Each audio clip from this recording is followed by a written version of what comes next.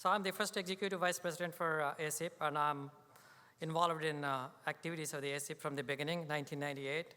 So I had the opportunity to meet experts in pain management all these years and learn a lot of cool stuff. So this presentation is about transforming established paradigms. You have all seen the tremendous explosion in interventional pain management in the recent years.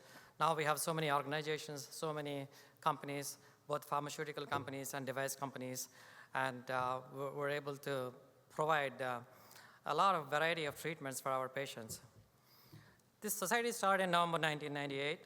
It is a nonprofit organization dedicated to educating, informing the professionals in pain management. And as Oliver Wendell Holmes said, many ideas grow better when transplanted into another mind than the one where they sprang up. That's exactly what happened to ASIP over the years.